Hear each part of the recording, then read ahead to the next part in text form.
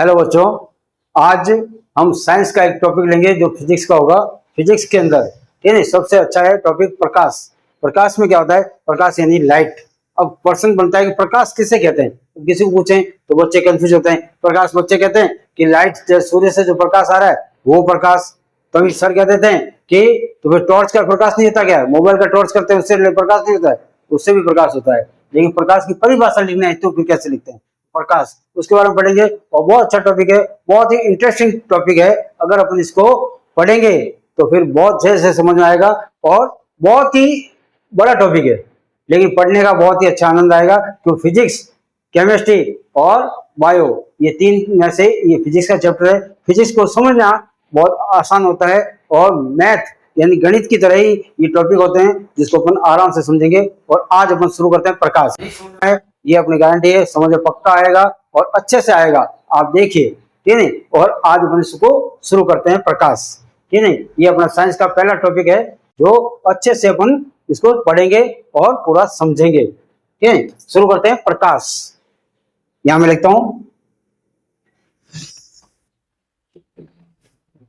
प्रकाश, light. प्रकाश, प्रकाश की परिभाषा क्या हुई? काफी अच्छा कहता प्रकाश क्या होता है सर, तो प्रकाश की परिभाषा क्या होगी?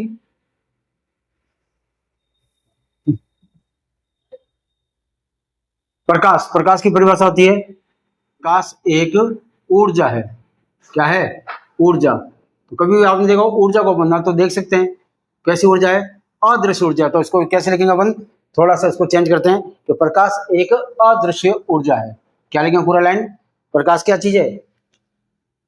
प्रकाश एक अदृश्य ऊर्जा है जो हमें दृष्टि की संवेदना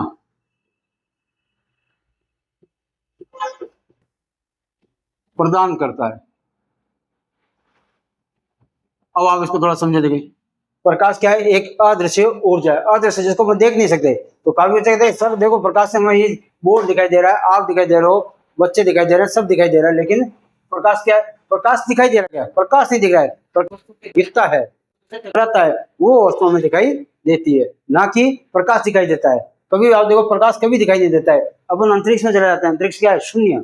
क्या है? शून्य, जहां और कुछ भी ना वायुमंडल है ना कुछ है। तो सूर्य का प्रकाश हमें, यहाँ से सूर्य है और यहाँ अपने पास चंद्रमा है, यहाँ से आता हुआ प्रकाश दिखेगा, लेकिन सूर्य चमकता हुआ दिख रहा है, लेकिन ये बीच में एकदम अंधेरा रहेगा। क्या रहेगा? अंधेरा। तो अंतरिक्ष में पूरा पूरा क्या पाया जाता है? अंधेरा, क्योंकि बीच में क्या है? शून्य है, कुछ भी नहीं है। जब कुछ भी नहीं है तो किसी से प्रकाश टकराया ही नहीं। जिससे टकराया वो वस्तु दिखाई दी। किससे टकरा रहा हो? जाके चंद्रमा से टकरा रहा है। कहां से टकरा रहा है? चंद्रमा से। तो चंद्रमा से टकरा है तो चंद्रमा हमें दिखाई देता है। तो क्या हुआ कि अपन ये कह सकते हैं प्रकाश क्या है? एक अदृश्य ऊर्जा है। जैसे विद्युत, विद्युत भी क्या है? ऊर्जा ही तो है।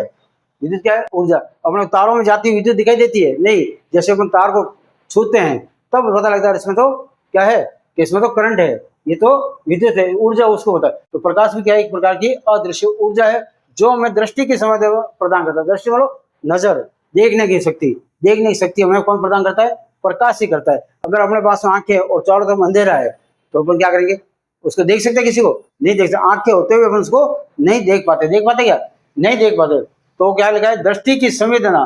दृष्टि की संवेदना, देखने की शक्ति, देखने प्रदान करता है कौन? प्रकाश। प्रकाश के बिना कोई भी वस्तु हमें दिखाई नहीं देगी, चाहे कितनी भी अच्छी आंखें क्यों नहीं हो, ठीक है। तो ये होगी प्रकाश की परिभाषा। तो प्रकाश की परिभाषा क्या बनी लास्ट में? प्रकाश एक अदृश्य ऊर्जा है जो हमें दृष्टि की संवेदना प्रदान करता है, ठीक है। उसके बाद नंबर आता है, इसमें अपन क्या क्या पढ़ेंगे देखो थोड़ा सा। प्रकाश में एक आएगा विवर्तन। विवर्तन, ठीक है। परावर्तन, ठीक है। अपवर्तन। अब इनके तीन पॉइंट में ही विवर्तन में सिर्फ एक नहीं है, परावर्तन में अपवर्तन थोड़ा और बड़ा है। परावर्तन और अपवर्तन बहुत ही सिंपल है। आप इसको देखते जाइए। विवर्तन की केवल परिभाषा लिखेंगे। क्या लिखेंगे? विवर्तन क्या होता है? तो आप इसको देखो डायग्राम से याद रखो। प्रकाश की किरण, प्रकाश में क्या चाहती है? किरण। यहाँ क्या हुआ? एक बिंदु है, ठीक है। बिंदु मतलब इसको हम क्या कहेंगे? इसको देख क्या पढ़ेंगे? प्रकाश की किरण। प्रकाश की किरण एक अत्यंत सूक्ष्म अपारदर्शी कण से टकराती है। किससे टकराती है? वापस बोलते हैं, देखो जब प्रकाश की किरण एक अत्यंत सूक्ष्म अपारदर्शी कण से तो वह उसके अब उससे टकरा के तो कहाँ जाए, अपारदर्शी अपन ये इसके चारों ओर मुड़ने की प्रवृत्ति दर्शाती है। तो लास्ट पूरी परिभाषा क्या बनेगी इसकी, विवर्तन किसे कहते हैं, जब प्रकाश की किरण एक अत्यंत सूक्ष्म अपारदर्शी कण से टकराती है तो उसके चारों ओर मुड़ने की प्रवृत्ति दर्शाती है। उससे ये कण क्या होता है, चमकता हुआ दिखाई देता है। उससे कण क्या होता है, चमकता हुआ दिखाई देता है, जिसको अपन क्या कह सकते हैं कि ये क्या हुआ, विवर्तन हो गया। अब जैसे दिन के समय आसमान में उजाला दिखाई देना, आकाश में क्या दिखाई देता है, उजाला दिखाई देता है, क्योंकि सूर्य की असंख्य किरणें छोटे छोटे कणों से टकराती है। और वायुमंडल में बहुत सारे कण होते हैं, धूल के होते हैं, मिट्टी के होते हैं, वायु के होते हैं, बहुत सारे कण होते हैं। प्रत्येक कण से वो टकराती है तो प्रत्येक कण क्या होता है, चमकता हुआ दिखाई देता है। उसको अपन कहते हैं विवर्तन। क्या हो रहा है वो, विवर्तन। तो सवाल बनता है, क्या बनता है कि आसमान में उजाला दिखाई देना, दिन के समय आसमान में उजाला किस कारण के दिखाई देता है, वो कारण क्या है, विवर्तन के कारण दिखाई देता है। कौन से कारण, वो विवर्तन के कारण क्या दिखाई देता है, आसमान में उजाला दिखाई देता है। तो इसकी परिभाषा लिखते हैं अपन, इसको बनाते हैं। जब प्रकाश की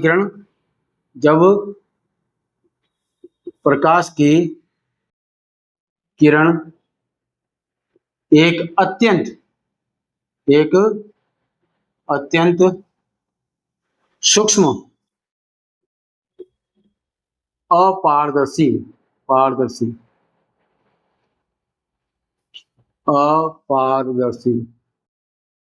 दर्शी कैसे लिखते हैं,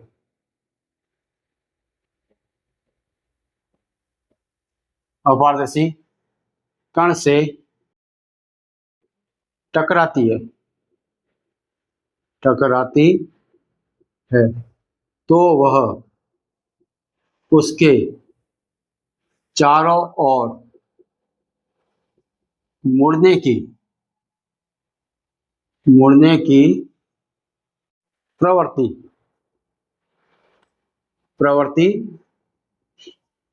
दर्शाती लिखना भूल गए।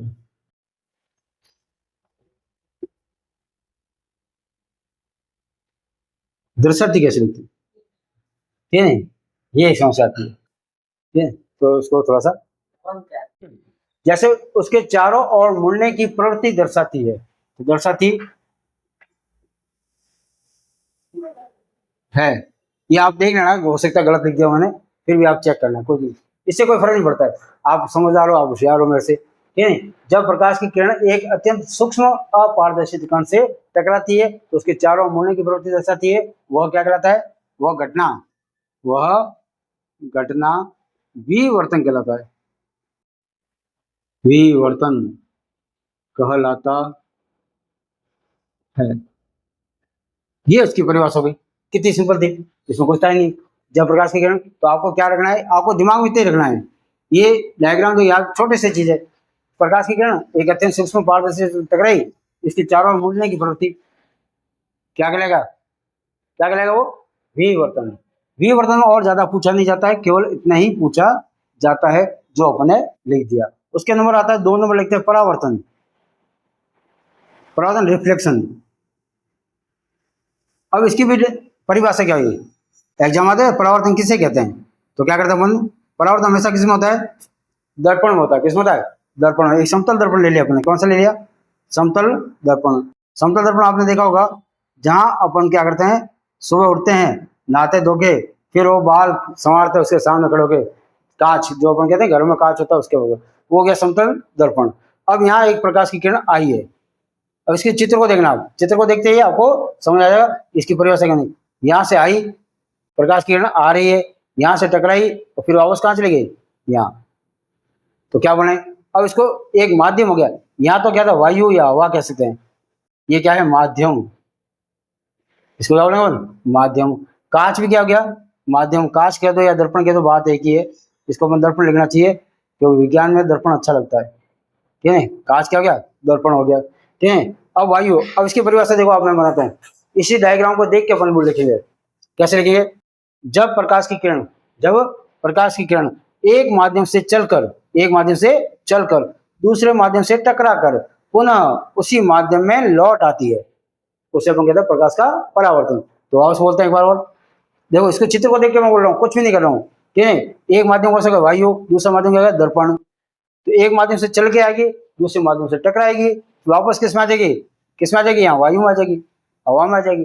तो क्या हुआ, दो माध्यम हो गए। तो हम इसकी परिभाषा क्या बनेगी, परावर्तन किसे कहते हैं, अगर सवाल आता है तो लिखेंगे जब प्रकाश की किरण एक माध्यम से चलकर दूसरे माध्यम से टकराकर पुनः उसी माध्यम में लौट आती है, उसे अपन कहते हैं प्रकाश का परावर्तन। ठीक है, आगे समझे, बहुत सरल था, कुछ था नहीं। ठीक है, इसको लिख देते हैं, कैसे लिखेंगे, परावर्तन की परिभाषा क्या बनेगी, जब प्रकाश की किरण, जब प्रकाश की किरण एक माध्यम से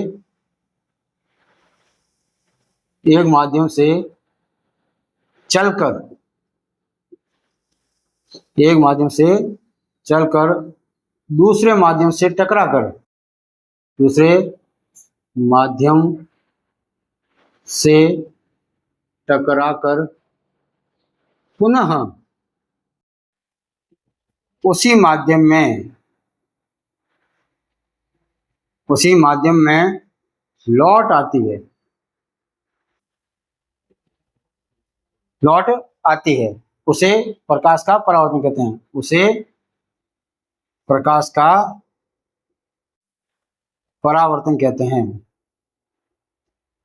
परावर्तन कहते हैं। बहुत सिंपल आता है, देखो सवाल आता है, फिक्स है तो आता ही है। परावर्तन किसे कहते हैं और परावर्तन के गुण। तो अभी देखो ये जो किरण आई है इसको अपन क्या कहते हैं, आपतित किरण। क्या नाम है इसको, आपतित किरण।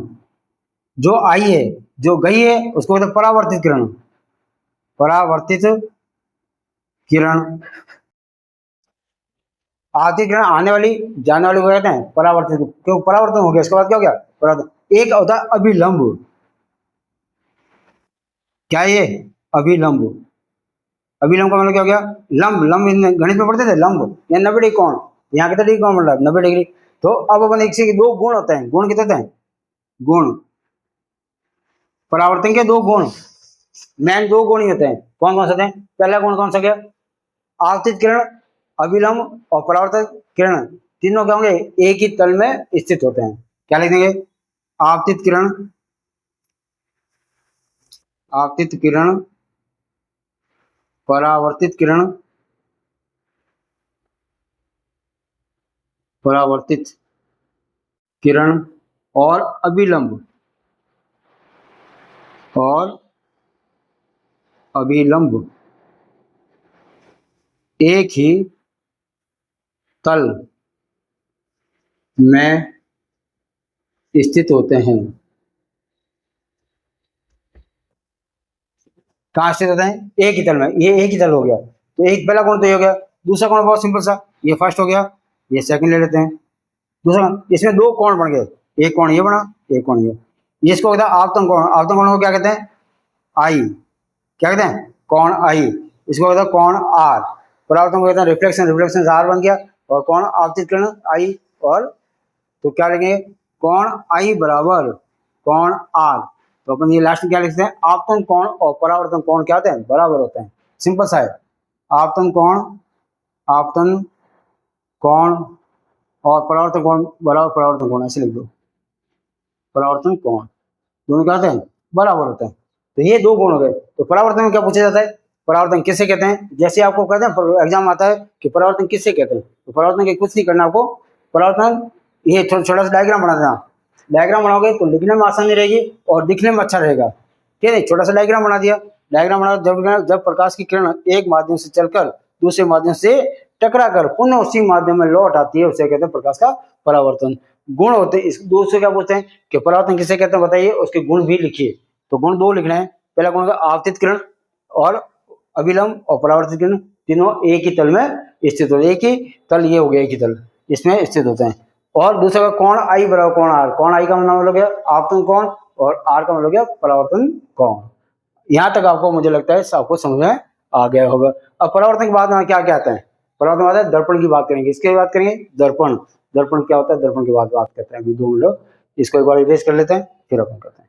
ओके, परावर्तन का ही पार्ट है दर्पण, क्योंकि परावर्तन किसमें होता है, दर्पण में होता है।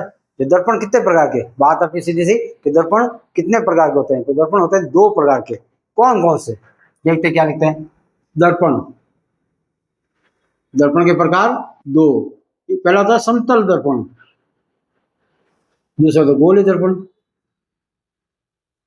गोलीय दर्पण, दर्पण कब बनता है, जब कोई भी कांच का टुकड़ा जो आर पार दिखता हो, पारदर्शी हो, उसके एक तरफ क्या करते हैं, पॉलिश करने पर क्या होता है, दर्पण बनता है। अब समतल दर्पण में क्या पूछा जाता है एग्जाम में, समतल दर्पण में एक सवाल एक नंबर का पक्का आता है और अक्सर आता है और बच्चे उसको छोड़ देते हैं। क्या पूछा जाता है कि समतल दर्पण में बनने वाले प्रतिबिंब, बनने वाले प्रतिबिंब, प्रतिबिंब क्या होता है, प्रतिबिंब यानी अपना जो चेहरा है उसको दर्पण जैसा दिखाई देता है वैसा, तो हम क्या लेंगे कि समतल दर्पण में प्रतिबिंब कैसा बनेगा, लिखते हैं समतल दर्पण में, समतल दर्पण में प्रतिबिंब सीधा बनेगा।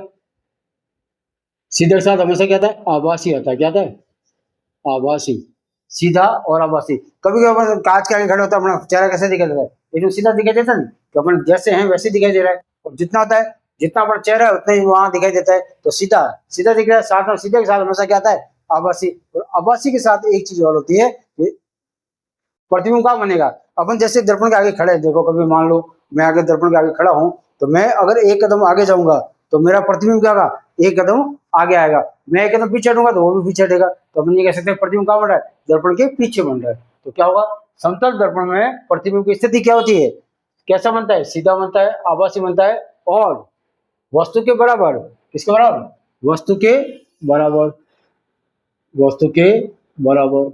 वस्तु को अपन क्या कह सकते हैं, बिंब कहते हैं, क्या कहते हैं, इसको क्या बोला जाता है, बिंब भी बोला जाता है, बिंब, ठीक है, वस्तु के बराबर तथा दर्पण के पीछे, दर्पण के पीछे।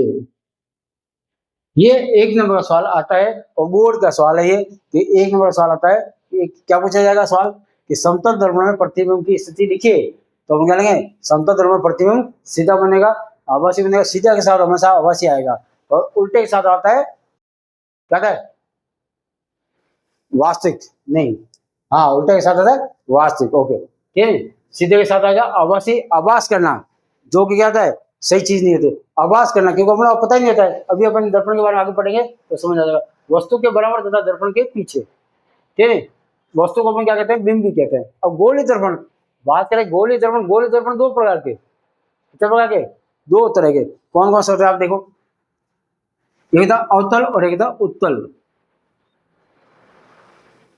उत्तल दर्पण और अवतल दर्पण।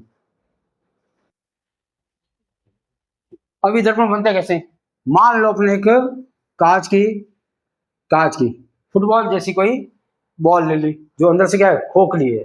अब क्या करेंगे, ये क्या इसका केंद्र हो गया, इसका क्या हो गया, केंद्र हो गया। अपन यहां से इसको काटेंगे तो अपने पास 2 टुकड़े आ गए, एक आ गया ये और एक आ गया ये, 2 हो गए।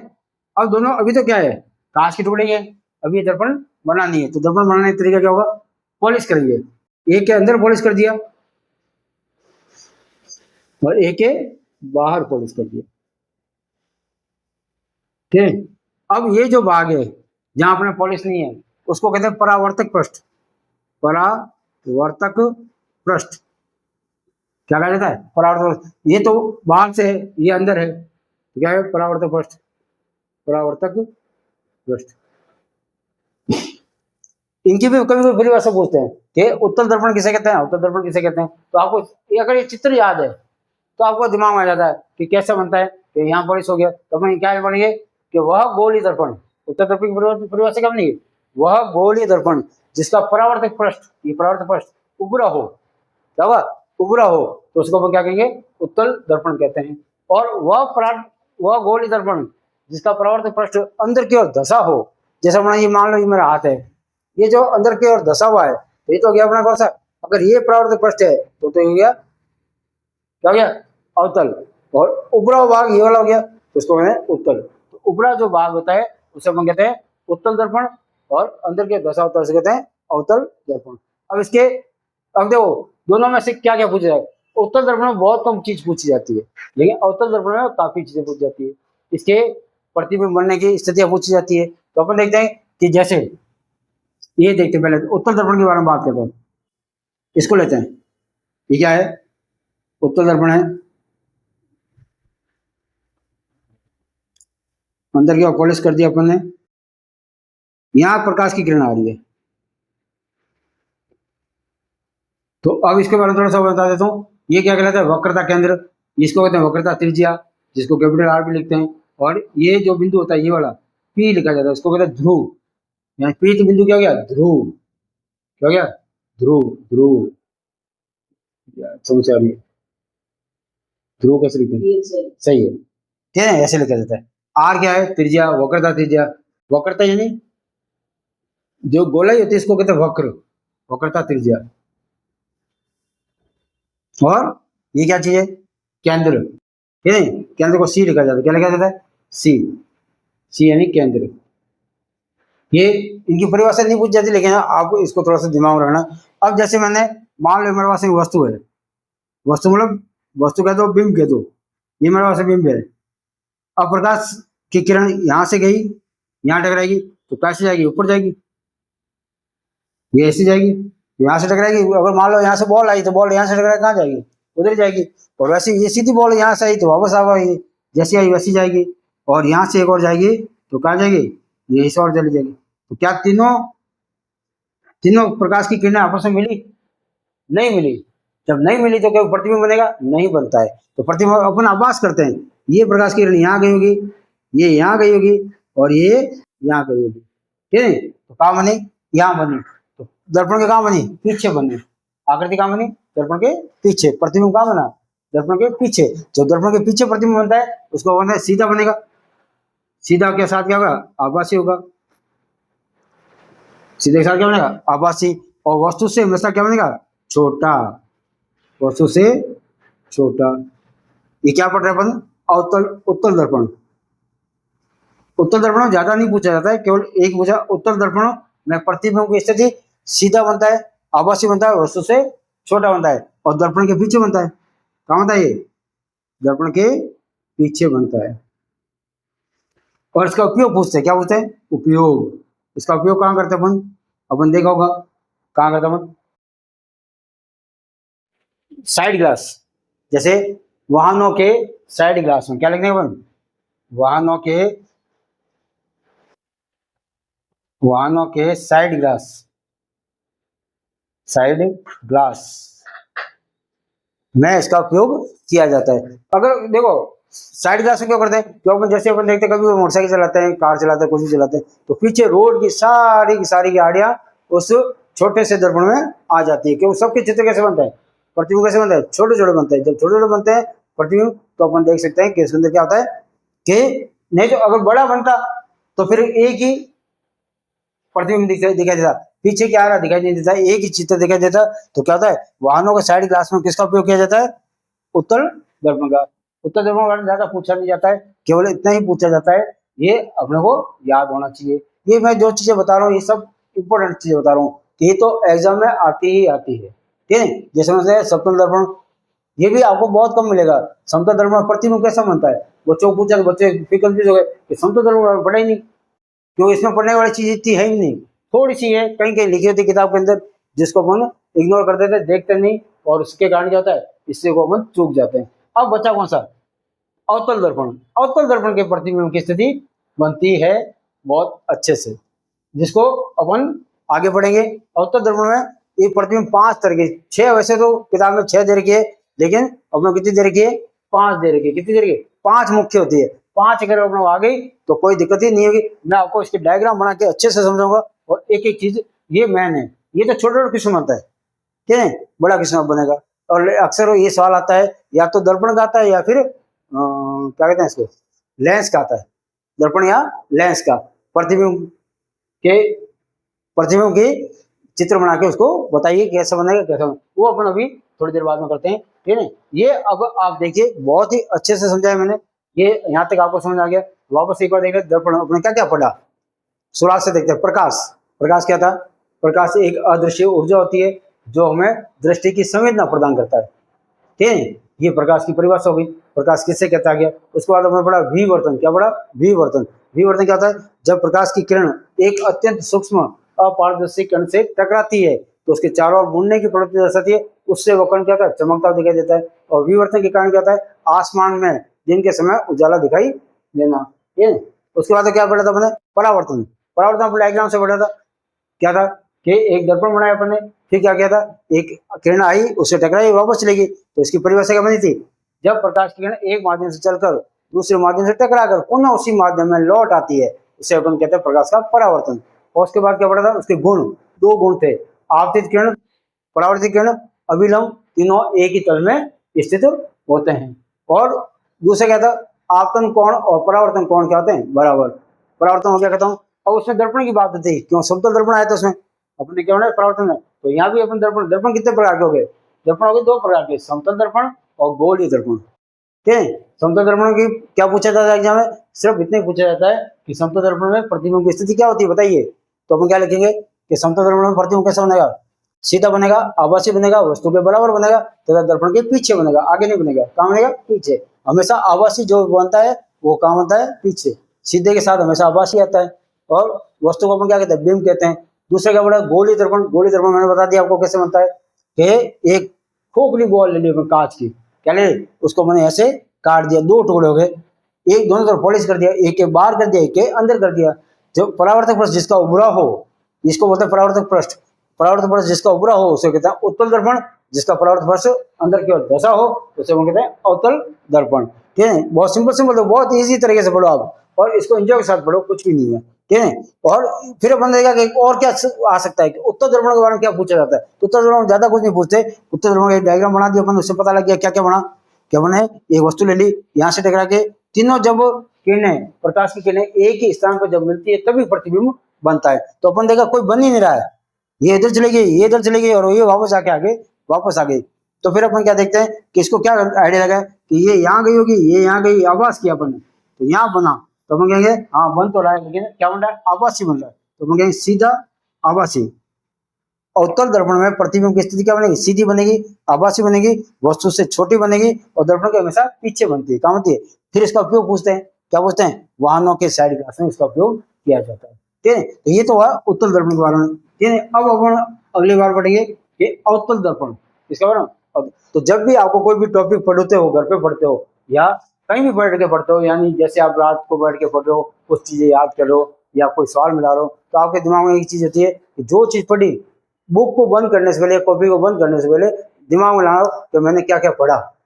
ठीक है। उसको एक बार रिवाइज कर लो दिमाग में, पढ़ा, और जब दिमाग में रिवाइज करोगे तो आपको अच्छे से याद हो जाएगा, और आप ठीक है किसी और को भी अच्छे से समझा सकते हो। जब किसी को समझाते हैं तो ज्यादा समझ में आता है। और ये आप इसको वापस एक बार रिपीट करना, जैसे मैंने आपको बताया समझाया, वैसे आप अपने आप को पढ़ाना, तो आपका एकदम टॉपिक क्लियर होता जाएगा। और ये बड़ा टॉपिक है लेकिन बहुत ही सरल है, मैं तो कहता हूँ बहुत ही ईजी है। इसके न्यूमेरिकल सवाल भी अपन करेंगे और छोटे छोटे क्वेश्चन करेंगे, बहुत सब कैसे सवाल एग्जाम आते हैं वो सब आपको बताया जाएगा। ओके।